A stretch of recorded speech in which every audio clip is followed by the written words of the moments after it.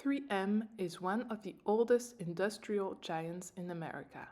It makes over 60,000 products, survived multiple world wars and recessions, and has paid dividends for more than a century. But after years of lawsuits and stagnant growth, is 3M finally becoming a great investment again? Or has the easy money already been made? Here is my simple study whether 3M could be a great addition to your portfolio. This is how I make my decisions to enrich my portfolio. Do I know the company good enough?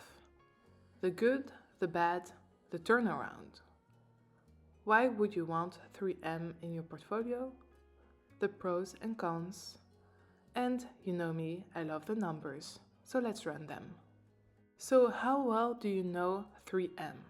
Most people know them for the post-it notes or scotch tape. Both of them are maybe on your desk right now. But those are only a tiny part of the business. 3M sells products into three major segments. The first one, safety and industrial. Think about safety glasses, respirators, earplugs.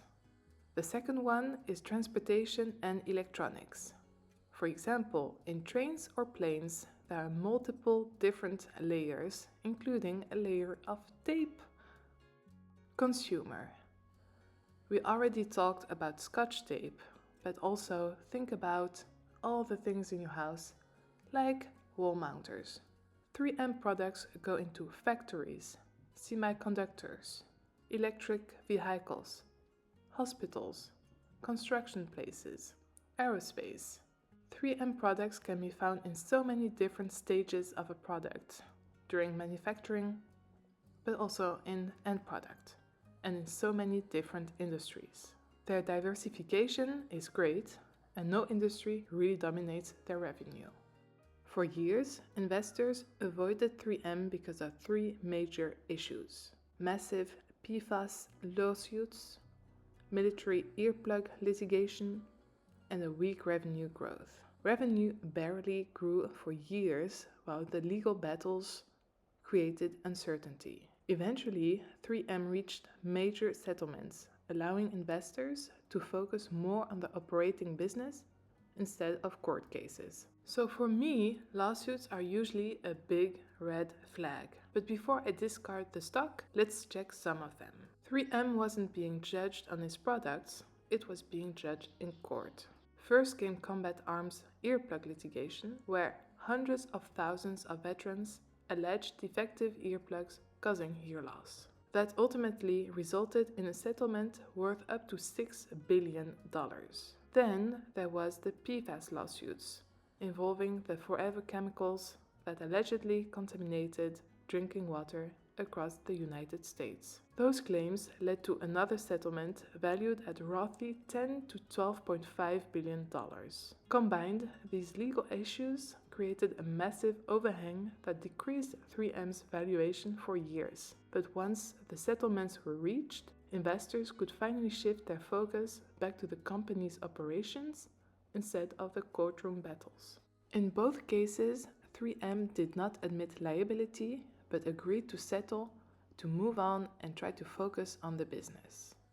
In the case of PFAS in 2022, 3M announced plans to exit PFAS manufacturing, and they followed through on its promise. By the end of 2025, the company had exited PFAS manufacturing entirely, closing a chapter that had lasted for decades. But while production has stopped, the story isn't completely over. 3M is still responsible for cleaning up contamination from past operations and continues to face some PFAS-related lawsuits. In other words, the company has eliminated the source of future PFAS production and lawsuits, but it's still dealing with the legacy of its past. Imagine trying to value a company when you don't know whether future lawsuits will cost $5 billion, $15 billion, or even more.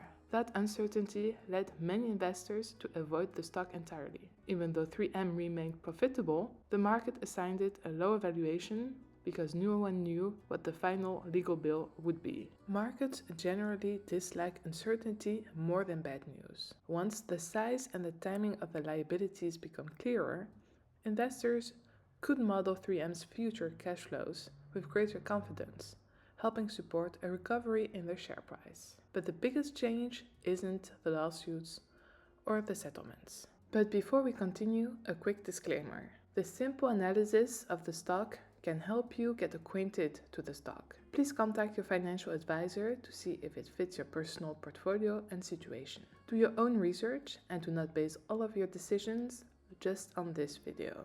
And finally, past performance is not a warranty for future success. The stock could plummet tomorrow and you could lose your investments. My name is Anne-Sophie and I love everything personal finance. I want to help you to get in a financially healthy place. Let me know your struggles and I will do my best to address them. Want to know more about a specific stock?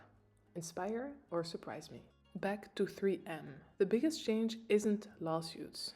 It's management. New CEO Bill Brown came in with a very different approach. He wants to simplify operations, improve execution, invest in innovation, increase margins, and improve cash flow. Instead of promising explosive growth, management is focusing on becoming a more efficient industrial company. To lead that turnaround, 3M hired Bill Brown in 2024. And like most previous 3M leaders, Brown came from outside the company after serving as a CEO of defense giant L3Harris. He built a reputation for improving efficiency, boosting margins, and creating shareholder value through disciplined execution. Investors are betting that he can bring the same operational focus to 3M, turning the company from one known for the legal troubles into one known for consistent execution and profitable growth. You can see him on the picture on the left. He got investors excited again.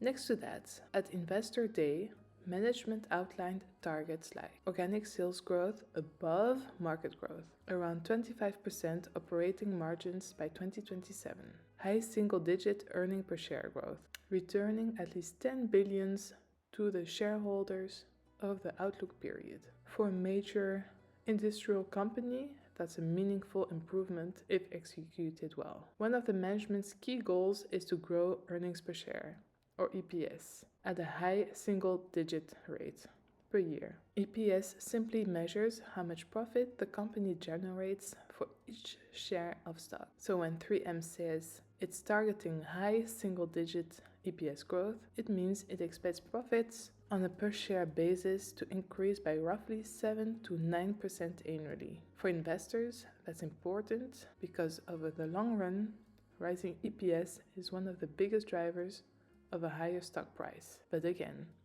it is only meaningful if all those plans are executed well. The pros of buying 3M shares. They are relatively cheap due to the past and present legal troubles. It is a great innovator and it spends billions on research and owns thousands of patents. It has 60,000 products and are deeply embedded in customers' manufacturing processes or end products. It makes for long relationships as it can be hard or timely or costly to switch supplier. And finally, 3M as a stock pays out dividends. For decades, 3M was one of the most respected dividend stocks in the market. It earned the title of Dividend King, a designation reserved for companies that have increased their dividend for at least 50 consecutive years.